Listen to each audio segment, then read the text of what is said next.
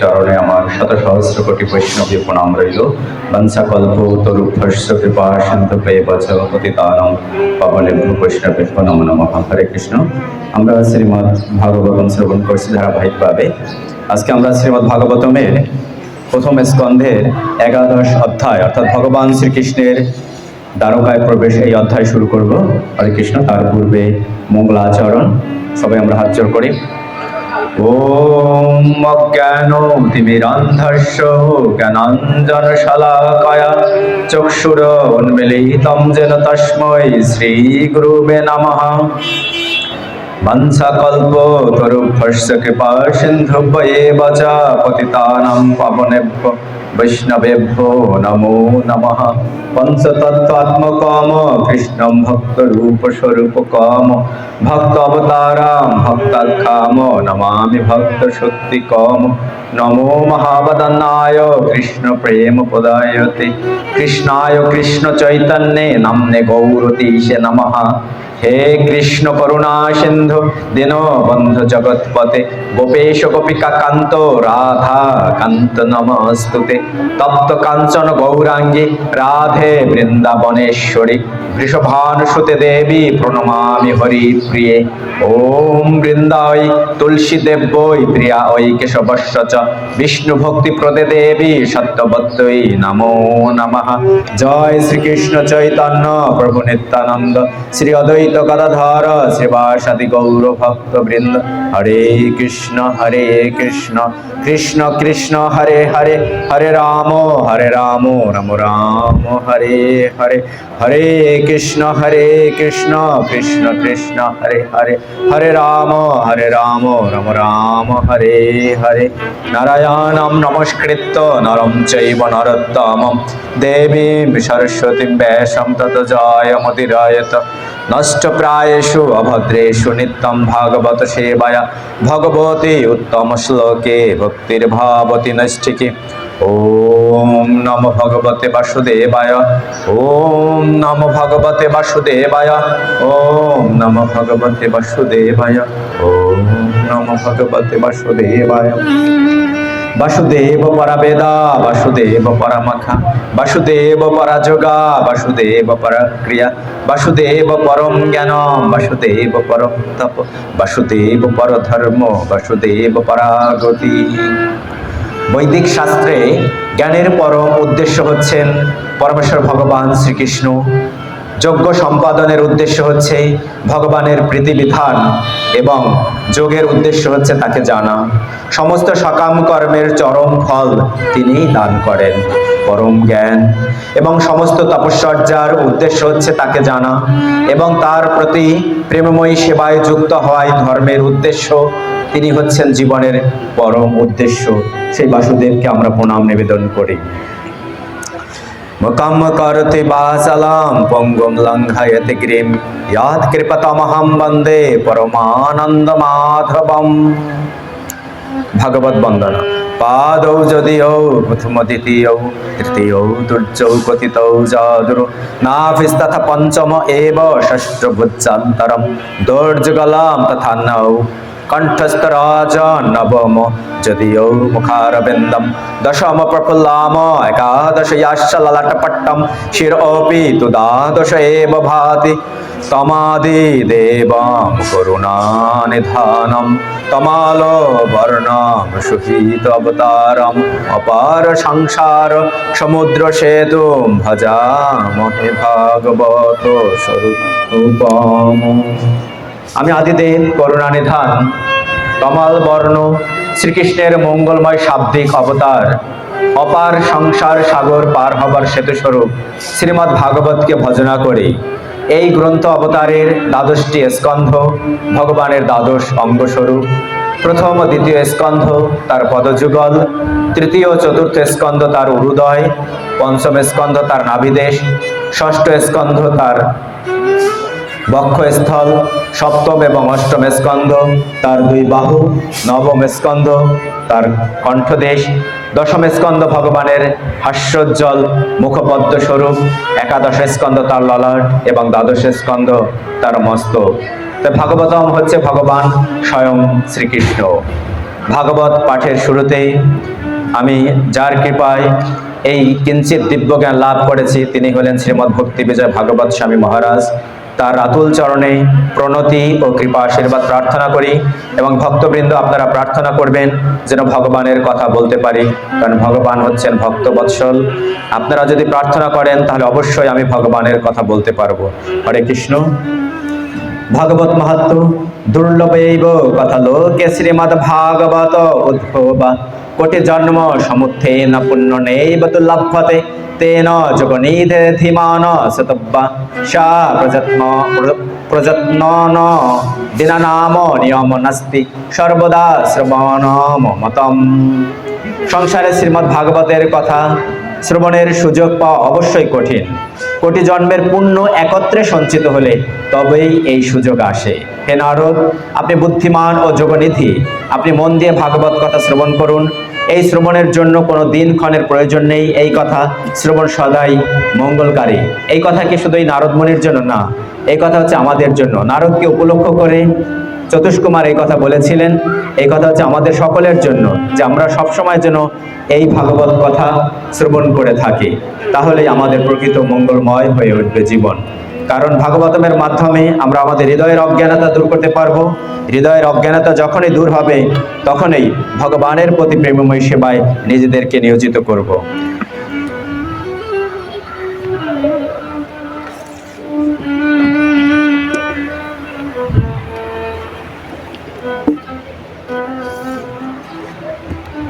হরে কৃষ্ণ। একাদশ অধ্যায় ভগবান শ্রীকৃষ্ণের দ্বারকায় প্রবেশ। সুতোবাচ অনর্থান স উপব্রজ শ্রদ্ধাঞ্জনপাদান সকান দত্মৌ দরবরম তেষাম বিষাদাম সময় এন্নৈব। অর্থাৎ আমরা জানি ভগবান শ্রীকৃষ্ণ কুরুক্ষেত্রের যুদ্ধের পর অনেকদিন তিনি হস্তিনাপুরে ছিলেন। এর আগের অধ্যায় আমরা শ্রবণ করেছি ভগবান শ্রীকৃষ্ণের দ্বারকা যাত্রা শুরু করেছেন, এবং এই অধ্যায় আমরা শ্রবণ করব ভগবান শ্রীকৃষ্ণ কিভাবে দ্বারকায় প্রবেশ করলেন। যখন দ্বারকায় প্রবেশ করলো তখন সকল জনগণ তাকে অভ্যর্থনা জানানোর জন্য তার কাছে আসলো, তাকে স্তুতি করলো, তার জন্য বিভিন্ন উপহার নিয়ে এসেছিল। তিনি সকলকেই তার অবস্থান ভেদে তাদেরকে অভ্যর্থনা করলেন এবং তিনি তার মায়েদেরকে কুশল বিনিময় করলেন এবং অবশেষে তার মহিষীদের কাছে তিনি গেলেন। এখানে সেই কথা বর্ণনা করা হয়েছে এবং কিভাবে দ্বারকাকে সাজানো হয়েছিল ভগবান শ্রীকৃষ্ণ যখন দ্বারকায় প্রবেশ করেছিল। সুত গোস্বামী বললেন তিনি আনর্তদের দেশে অর্থাৎ দ্বারকায় তার অতি সমৃদ্ধশালী মহানগরীর প্রান্তে যখন উপস্থিত হলেন, তার আগমন বার্তা ঘোষণা করে যেন সেই দেশবাসীর বিষণ্ণতা প্রশমনের জন্যই তার মঙ্গল শঙ্কটি অর্থাৎ পাঞ্চজন্য ধ্বনিত করলেন। প্রিয়তম ভগবান কুরুক্ষেত্রের যুদ্ধের কারণে তার সমৃদ্ধশালী রাজধানী দ্বারকা থেকে দীর্ঘকাল তিনি অনুপস্থিত ছিলেন এবং তার ফলে সেখানের অধিবাসীরা তার বিরহে বিষাদাচ্ছন্ন ছিলেন। যখন তিনি দ্বারকার কাছে আসলেন তখন তার পাঞ্চজন্য মঙ্গল শঙ্খধ্বনি তিনি ধ্বনিত করলেন। অর্থাৎ আমরা যদি শঙ্খধ্বনি আমরা ধ্বনিত করি তাহলে কি হয়? আমরা সন্ধ্যার সময় পূজার সময় শঙ্খ বাজিয়ে থাকি, তাহলে কি হয়? যে খারাপ কিছু ভূত প্রেত এগুলো দূরে চলে যায় এবং জীবাণু থাকলে সে জীবাণুগুলো মরে যায়।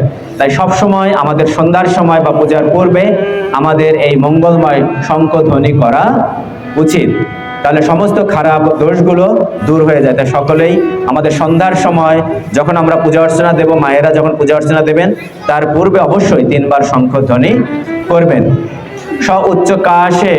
উচ্চকাশে ধবল উদারা দর অপি গুরুক্রমস্য অধর্ষণ শনিমা ধাতুমায়মান করঞ্জন সম্পুটে যথা অব্জখণ্ডে কলহংস উৎসনান। শুভ্র স্ফীত দর শঙ্খটি পরমেশ্বর ভগবানের করকমলে বিধৃত হয়ে তার দ্বারা ধ্বনিত হলে তার অপ্রাকৃত অধরষ্টের স্পর্শে সেটি রক্তিমাভ হয়ে উঠেছিল। দেখেন, ভগবানের স্পর্শে জড় বস্তুটিও তার বর্ণ পরিবর্তন করলো। এটাই হচ্ছে ভগবানের বিশেষ কৃপা। তখন মনে হচ্ছিল একটি শুভ্র রাজহংস যেন রক্তিমাভ কমলদের মৃণাল মধ্যে উচ্চ রবে খেলা করছে, অর্থাৎ ভগবানের অধর স্পর্শে শীতশঙ্খের রক্তিমা পারমার্থিক মাহাত্ম্য ব্যঞ্জক। ভগবান হচ্ছেন পূর্ণ চিন্ময় এবং জড় হচ্ছে সেই চিন্ময় অস্তিত্ব সম্বন্ধে অজ্ঞানতা।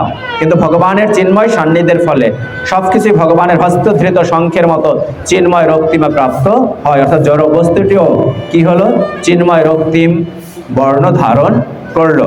তম উপস্থিত নিনাদাম জগত ভয় ভয়াবহম প্রতি উদ্ধয় প্রজা সর্বা ভর্তি রক্ষা কর্তা দর্শন লালসা।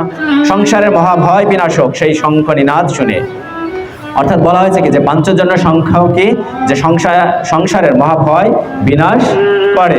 তাই আমাদের সকলের উচিত ভগবান যেভাবে শঙ্খধ্বনি করেছিল আমরাও প্রতিদিন আমরা আমাদের গৃহে শঙ্খধ্বনি করব।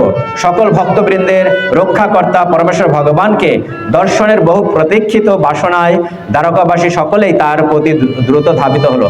অর্থাৎ দ্বারকাবাসী এতদিন অপেক্ষায় ছিলেন, কারণ তাদের প্রিয় ভগবান শ্রীকৃষ্ণ পরমেশ্বর ভগবান এতদিন তাদের থেকে অনেক দূরে ছিল। তাই আমরাও সবসময় কি ভগবানের জন্য অপেক্ষায় থাকব। আমরাও 7 দিন বা প্রতি এই সপ্তাহব্যাপী 7 দিন পর আমরা 7 দিন অপেক্ষায় থাকি যে কখন এই ভাগবত কথা শ্রবণ করতে পারবো। কারণ সেই দ্বারকাবাসী ছিল অত্যন্ত কৃপালুতা, অত্যন্ত সৌভাগ্যবান, কারণ তারা ভগবানের কে দর্শন করতে পেরেছে, তাই না? তাই আমরাও ভগবানের প্রতীক্ষা করব, তাহলে আমরাও অবশ্যই ভগবানকে দর্শন করতে পারবো। অবশ্যই আমরা সৌভাগ্যবান, কারণ আমরা ভগবানের কথা শ্রবণ করতে পারছি। তাই আমরা প্রতীক্ষা করব আমরা যেন সবসময় এই ভগবানের কথা শ্রবণ করতে পারি, ভগবানকে দর্শন করতে পারি, যেমন করে দ্বারকাবাসী দর্শন প্রতীক্ষায় ছিল। তাই ভগবানের কথা আমরা সবসময় শ্রবণ করব, ভগবানকে দর্শনের জন্য আমরাও লালায়িত হব, যেমন করে দ্বারকাবাসী ভগবানকে দর্শন পাবার জন্য তার প্রতীক্ষায় ছিল। অর্থাৎ ভগবান সকলের প্রতি কৃপা বর্ষণ করে থাকেন, আমাদের প্রতিও কৃপা বর্ষণ করছেন, কারণ ভগবানের কৃপার ফলেই আমরা এখানে আসতে পেরেছি, ভগবানের কথা শ্রবণ করতে পেরেছি, তাই না? কারণ অনেকে, কালকে আমি গিয়েছিলাম একটি হসপিটালে গিয়েছিলাম, আমার এই এক আত্মীয় তিনি অসুস্থ, যে কত যন্ত্রণা পাচ্ছে, তাই না? তাই ভগবান আমাদের পর কৃপা বর্ষণ করেছেন বলেই আমরা সুস্থ দেহে এখানে আসতে পেরেছি। তাই সবসময় ভগবানকে ধন্যবাদ জানাতে হবে যে তিনি আমাদেরকে সুস্থ রেখেছেন, কারণ সুস্থতা যে কত বড় আশীর্বাদ ভগবানের কত বড় কৃপা। আমরা যতক্ষণ পর্যন্ত সুস্থ থাকি ততক্ষণ পর্যন্ত এটা উপলব্ধি করতে পারি না, যখন অসুস্থ হই তখনই আমরা সেটা উপলব্ধি করতে পারি। তাই মনুষ্য দেহ আবার পাবো কিনা আমরা জানি না, তাই এই মনুষ্য দেহের সাহায্যে আমরা ভগবানের সেবায় নিজেদেরকে নিয়োজিত করব। যেভাবে দ্বারকাবাসী ছুটে এসেছিলেন ভগবানকে অভ্যর্থনা জানানোর জন্য।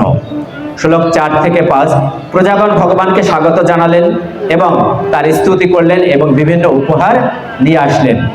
তত্র উপনীত বলয় রাবে দীপাম ইব আদ্রিহিত আত্মরাম পূর্ণ কাম নিজলাভন নিত্যদা প্রীতি উৎফুল্ল মুখা প্রচুর হর্ষ গদগদয় গীরা পিতরম সর্বসূরিদম পিতরম ইবা অর্ভকা। অর্থাৎ নগরবাসীরা তাদের উপহার সামগ্রী নিয়ে পরমেশ্বর ভগবানের সম্মুখে উপস্থিত হলেন এবং যিনি পূর্ণ পরিতৃপ্ত ও স্বয়ং সম্পূর্ণ, যিনি তার আপন শক্তির দ্বারা সকলকে নিরন্তর সবকিছু দিয়ে থাকেন, তাকে সেই অর্ঘ্যগুলো নিবেদন করলেন। কিন্তু এই যা আমরা ভগবানকে নিবেদন করি তা তো ভগবানের কৃপার ফলে আমরা পেয়ে থাকি, কারণ কোনো কিছুই তো আমরা এর মালিক নই, তাই না? সবকিছুর মালিককে ভগবান শ্রীকৃষ্ণ। এই সকল উপহার সামগ্রী যেন সূর্যের কাছে প্রদীপ নিবেদনের মতোই হয়েছিল, কারণ সূর্যের কাছে যদি একটি প্রদীপ নিবেদন করা হয় তাহলে সেটা কি হয়, তাই না? অত্যন্ত নগণ্য হয়। কারণ এই সমস্ত সম্পদ কি ভগবানের, তার কাছে যদি আমরা সামান্য উপহার নিয়ে যাই তাহলে কি হয়, যে উদাহরণ দেওয়া হয়েছে কি যে সূর্যের কাছে যেমন প্রদীপ, সেভাবেই ভগবানের কাছে যদি আমরা সামান্য উপহার নিয়ে যাই তাই সেরকমই। কিন্তু এখানে ভগবান কি করেন, যে ভগবান ভক্তের ভাবটাকে গ্রহণ করেন, এটা হচ্ছে মূল কথা। ভগবান সবসময় ভগবানের ভাবকে গ্রহণ করেন। যেমন এখন চন্দন যাত্রা উৎসব চলছে, ভগবানকে ভক্তরা কেন চন্দন দিচ্ছে? কারণ কি চন্দন দিলে কি ভগবানের শরীর শীতল হয়, কিন্তু ভগবান কি সবকিছু শীত গ্রীষ্মের ঊর্ধ্বে, তার আবার কি গ্রীষ্মই কি আর শীতেই কি, কিন্তু ভগবানের যে ভক্তের মনোভাব সেটাকেই তিনি গ্রহণ করেন, তাই না? তাই আমরা ভগবানকে একজন মানুষ মনে করে যে তারও গরম লাগে, তারও শীত আসে, সেই মনোভাব নিয়ে আমরা ভগবানকে সেবা করব। তারও ক্ষুধা লাগে, তাই না? সবকিছুই কি ভগবানকে নিবেদন করে, ভগবানকে যুক্ত করে আমরা সমস্ত কাজ করব। নতাশতে নাত সদাঙ্ঘ্রি পঙ্কজম বৃঞ্চ বৈরিঞ্চ সুরেন্দ্র বন্দিতম প্রয়াণম ক্ষেমম ইচ্ছেতাম পরম ন যত্র কাল ভগবত পরপ্রভু। প্রজারা বললেন, হে প্রভু, আপনি ব্রহ্মা চতুর্ষণ, চতুর্ষণ মানে কি? ব্রহ্মার 4 পুত্র, মানস পুত্র, সনক, সনন্দন, সনত কুমার, সনাতন এবং ইন্দ্রাদি দেবতাদেরও পূজিত। যারা জীবনের পরম কল্যাণ লাভ করতে চায়, আপনি তাদের পরম গতি। আপনি জরাতীত পরমেশ্বর ভগবান, এবং অপ্রতিহত কালও আপনার উপর তার প্রভাব বিস্তার করতে পারে না। অর্থাৎ আমাদের শাস্ত্রগ্রন্থ অর্থাৎ শ্রীমদ্ ভগবদ গীতা, ব্রহ্মসংহিতা এবং অন্যান্য বৈদিক শাস্ত্র, এই ভাগবত গ্রন্থ সবকিছুই বলা হচ্ছে শ্রীকৃষ্ণই হচ্ছেন পরমেশ্বর ভগবান, কেউই তার সমকক্ষ নন। অর্থাৎ ব্রহ্মা, চতুর্ষণ, ইন্দ্রাদি দেবতারা কেউ তার সমকক্ষ নন, সবাই হচ্ছে কি তার আমরা দাস। তাই সেই দাসেদের কর্তব্য কি? যে ভগবানের সেবা করা, পূর্ণের সেবা করা। ভবায় ন তম ভব বিশ্ব ভাবন তমেব মাথাত সুরিত পোতি পিতা তম সদ্গুরুর পরমম চ দৈবতম যশ্বনুবৃত্তা কৃতিন বহুভীম। হে জগতের সৃষ্টিকর্তা, আপনি আমাদের মাতা, শুভাকাঙ্ক্ষী প্রভু, পতি, পিতা, গুরু এবং আরাধ্য ভগবান। আপনার পদাঙ্ক অনুসরণ করে আমরা সর্বতভাবে সার্থক হয়েছি। তাই আমরা প্রার্থনা করি যেন আপনি সর্বদাই আমাদের উপর আপনার কৃপা বর্ষণ করুন। অর্থাৎ ভগবানের কাছে এটাই আমাদের প্রার্থনা, তিনি যেন আমাদের উপর তিনি কৃপা বর্ষণ করেন। যেভাবে দ্বারকাবাসীরা এই প্রার্থনা করেছেন, আমরাও সেই একই প্রার্থনা করি, সর্বমঙ্গলময় পরমেশ্বর ভগবান তিনি যেন আমাদের উপর কৃপা বর্ষণ করেন। আপনার কৃপায় পুনরায় আপনাকে দর্শন করতে সমর্থ হয়েছি। অথো সনাথ ভবতাশ যদ বয়ম ত্রৈবিষ্ট পানম অপি দূরদর্শনম প্রেম স্ফীত স্নিগ্ধ নিরীক্ষণান অননম পশ্যেম রূপ তব সর্ব সৌভাগ্যম, তব সর্ব সৌভাগ্যম। অর্থাৎ আমরা কি আপনার সমস্ত মঙ্গলের অধিকারী, সর্বমঙ্গলময় এই অপ্রাকৃত রূপ আমরা দর্শন করতে পেরেছি। আহা, এটি আমাদের পরম সৌভাগ্য যে পুনরায় আপনার কৃপায় অনাথ আমরা সনাথ হয়েছি। অনাথ ছিলাম এতদিন, কারণ আপনি আমাদেরকে ছেড়ে অনেক দিন কোথায় ছিলেন? হস্তিনাপুরে কুরুক্ষেত্রের যুদ্ধে ছিলেন। আমরা কি ছিলাম? অনাথ ছিলাম। এখন কি হয়েছে? সনাথ হয়েছি। আপনি স্বর্গের দেবতাদেরও দুর্লভ দর্শন, আপনি ফিরে আসায় আপনার ঈষৎ হাস্যোজ্জ্বল স্নেহ দৃষ্টিময় বদন মণ্ডল এবং সর্বমঙ্গলময় এই অপ্রাকৃত রূপ আমরা দর্শন করতে পারছি। আমরাও যেন সবসময় ভগবানের অপ্রাকৃত রূপ দর্শন করতে পারি, সেই বাসনা আমাদের থাকতে হবে।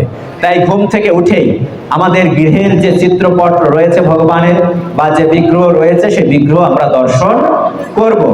আমাদের দিনটাকে এমন ভাবে সাজানো উচিত যেন সবসময় যেন আমরা ভগবানকে দর্শন করতে পারি। যেন আপনার যেমন মোবাইল ফোনটা রয়েছে, মোবাইল ফোনে যে আপনি যে ছবিটা দেবেন সেই ছবিটা যেন ভগবানের ছবি হয়, তাই না? আপনি যখন এই গৃহটা এমন ভাবে সাজাবেন, যেদিকে আপনি তাকাবেন যে ভগবানকে দর্শন করতে পারবেন, জগন্নাথকে দর্শন করতে পারবেন, তাহলে কি হবে? ভগবানকে আপনারা এক মুহূর্তের জন্য ভুলে থাকবেন না।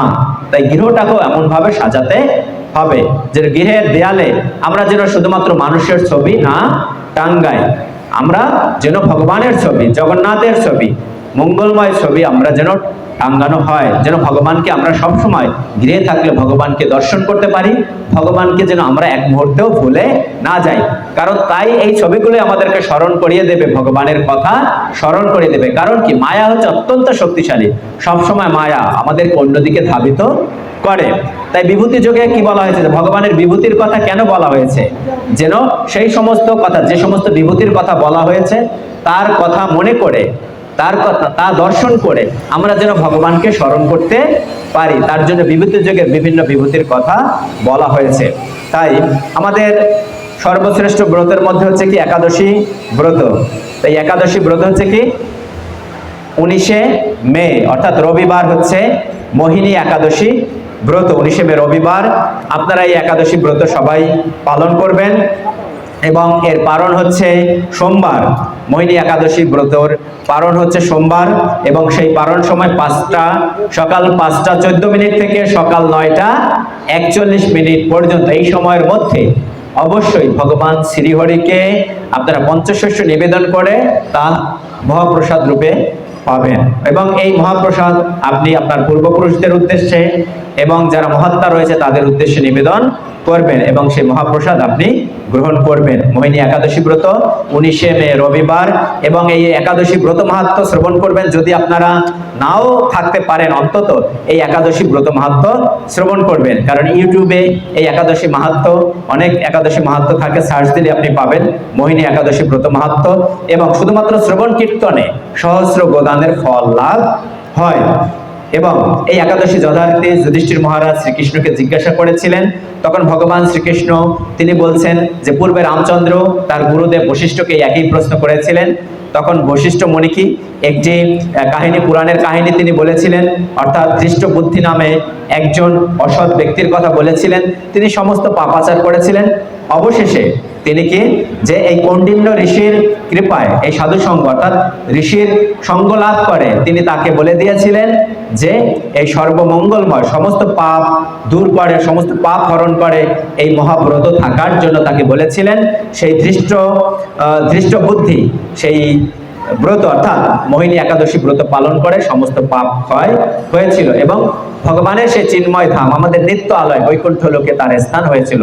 তাই আমরাও যেন এই বৈকুণ্ঠ লোকে যেতে পারি, এই জড়দেহ ত্যাগ করার পরে আমাদের নিত্য ঠিকানা। কারণ এটা তো আমাদের ঠিকানা নয়, কারণ এটা হচ্ছে কি দুঃখালয়ম অশাশ্বতম, অর্থাৎ দুঃখের আলয় এটা। তাই না, আমরা এখানে শাস্তি ভোগ করবার জন্য এখানে এসেছি।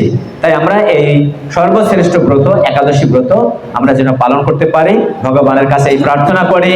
এবং এই সপ্তাহের মধ্যে আরেকটি আমাদের ব্রত রয়েছে, সেটা হচ্ছে কি শ্রী নৃসিংহ ভক্তবৎসল ভগবান শ্রী নৃসিংহ চতুর্দশী, নৃসিংহদেবের আবির্ভাব তিথি 22শে মে বুধবার। আপনারা এই দিন সন্ধ্যা পর্যন্ত উপবাস থাকবেন। সন্ধ্যার সময় ভগবান নৃসিংহদেবের অভিষেক করাবেন, তারপর আপনারা অনুকল্প প্রসাদ পাবেন। অর্থাৎ নৃসিংহ চতুর্দশী কবে? 22শে মে বুধবার। আপনারা এই দিন কি করবেন? উপবাস থাকবেন। উপবাস থাকার পর, কারণ ভগবান নৃসিংহদেব তিনি কখন আবির্ভূত হয়েছিলেন? সন্ধ্যার সময়। সন্ধ্যার সময় তিনি আবির্ভূত হয়েছিলেন তার ভক্ত প্রহ্লাদ মহারাজকে রক্ষা করবার জন্য। তাই আপনারা নৃসিংহদেবের আবির্ভাব কথা ভাগবতমে রয়েছে, সেই আবির্ভাব কথা সপ্তম স্কন্ধে ভগবান নৃসিংহদেবের আবির্ভাব কথা শ্রবণ করবেন, ভাগবত কথা শ্রবণ করবেন, প্রহ্লাদ মহারাজের কথা, এবং নৃসিংহদেবের প্রতি প্রহ্লাদ মহারাজ কি স্তুতি করেছিল সেই প্রার্থনা আপনারা শ্রবণ করবেন। 22শে মে বুধবার এই দিন আপনারা নৃসিংহ চতুর্দশী পালন করবেন। তাহলে রবিবার রয়েছে আমাদের মোহিনী একাদশী ব্রত এবং 22 তারিখ বুধবার হচ্ছে আমাদের নৃসিংহ চতুর্দশী। নৃসিংহদেব অত্যন্ত ভক্ত বৎসল, আমাদের সমস্ত বাধা বিঘ্ন দূর করেন কে? নৃসিংহ দেব। তাই তার কাছে আমরা প্রার্থনা করব এবং এই ব্রতটি আমরা অবশ্যই পালন করব। শ্লোক 9 জোহি অম্বুজ অক্ষ অপসার ভো ভবান পুরুন মধুন বান্ধ সুহৃদ দিদৃক্ষায়া তত্র অব্দ কোটি প্রতিম খন ভবেত রবিম বিনাক্ষ নিরীব নস্তব অচ্যুত। হে কমললোচন শ্রীহরি, যখন আপনি আপনার বন্ধুদের সঙ্গে সাক্ষাৎ করার জন্য আমাদের পরিত্যাগ করে মথুরা, বৃন্দাবন বা হস্তিনাপুরে গমন করেন, তখন আপনার বিচ্ছেদ বিরহে এক মুহূর্ত সময়ও আমাদের কাছে কোটি কোটি বছরের মতো মনে হয়। অর্থাৎ যে তাদের মনোভাবটা কেমন ছিল সেই দ্বারকাবাসীদের, যে এক মুহূর্ত বিচ্ছেদে তাদের কাছে মনে হয়েছে কি কোটি কোটি বছরের সমতুল্য মনে হয়েছে। হে অচ্যুত, তখন আমাদের অবস্থা সূর্যের কিরণ থেকে বঞ্চিত চক্ষুর মতো মনে হয়।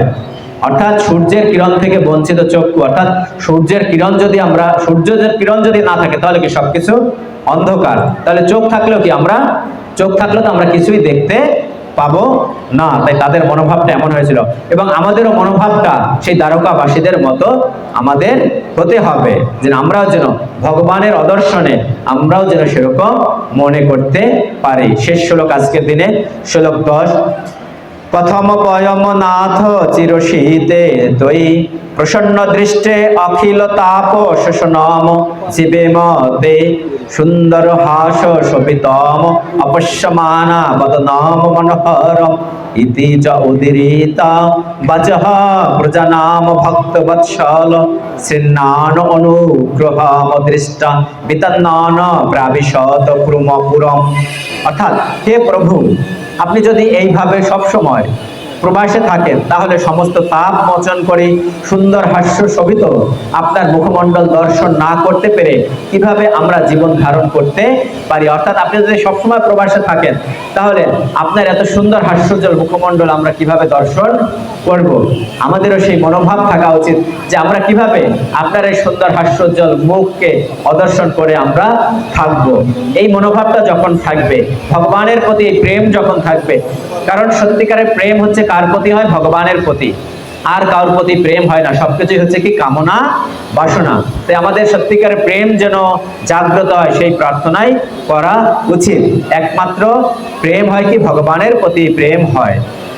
তখন ভক্তবৎসল ভগবান প্রজাদের এই প্রকার অভিনন্দন বাক্য সমূহ শ্রবণ করে সহজে তার চিন্ময় দৃষ্টিপাতের দ্বারা কৃপা বিস্তার করতে করতে দ্বারকা নগরীতে প্রবেশ করলেন। অর্থাৎ তাদের প্রতি দৃষ্টি নিক্ষেপ করে তিনি তাদের প্রতি কৃপা বর্ষণ করলেন। অর্থাৎ ভগবান যার দিকে তাকান না কেন তার প্রতি তিনি কৃপা বর্ষণ করেন। তাই আমরা যখন এই মন্দিরে যাব তখন সম্মুখে যাব কেন? ভগবান যেন আমাদেরকে দেখতে পান, তাই তিনি যেন আমাদেরকে দর্শন করতে পারেন যে তার ভক্ত তার সম্মুখে এসেছে, তাহলে আমরা কৃপা লাভ করতে পারবো। হরে কৃষ্ণ। সকলের মঙ্গল হোক, সকলের ভগবত ভক্তকে প্রার্থনা করি। তাই সকলের মঙ্গলের জন্য একবার আমরা হরিনাম করি। হরে কৃষ্ণ কৃষ্ণ কৃষ্ণ হরে হরে, হরে রাম রাম রাম হরে হরে। সবাই হাত জোড় করি। গঙ্গা গীতা সাবিত্রী সীতা সত্তা পতিব্রতা ব্রহ্মাবলী ব্রহ্মবিদ্যা ত্রিসন্ধ্যা মুক্তিগেহিনী অর্ধমাত্রা চিদানন্দা ভবগ্নি ভ্রান্তিনাশিনী বিদত্রয়ী পরানন্দা তথার্থ জ্ঞান মঞ্জরি। ওম যদক্ষরং পরিভ্রষ্টং মাত্রাহীনংস যদ্ভাবেৎ পূর্ণং ভাবতু তৎসর্বং তৎপ্রসাদত সুরেশ্বর। হে শ্রীকৃষ্ণ, আপনি বাসুদেব, শঙ্কর্ষণ, প্রদ্যুম্ন, অনিরুদ্ধ, আপনাকে মনের দ্বারা নমস্কার ও ধ্যান করি। ওম সর্বেষাং মঙ্গলং ভুয়াৎ, সর্বে সন্তু নিরাময়া, সর্বে ভদ্রাণি পশ্যন্তু, মা কশ্চিৎ দুঃখ ভাগ ভবেৎ। ওম শান্তি, ওম শান্তি, ওম শান্তি। হরে কৃষ্ণ কৃষ্ণ কৃষ্ণ হরে হরে, হরে রাম রাম রাম হরে হরে। বলিয়ে ভক্ত বৎসল ভগবান শ্রীকৃষ্ণ কি জয়। বলিয়ে ভক্ত বৎসল ভগবান শ্রীকৃষ্ণ কি। বলিয়ে শ্রী নৃসিংহদেব কি। বলিয়ে প্রহ্লাদ মহারাজ কি। বলিয়ে ভক্তবৃন্দ কি। হরে কৃষ্ণ।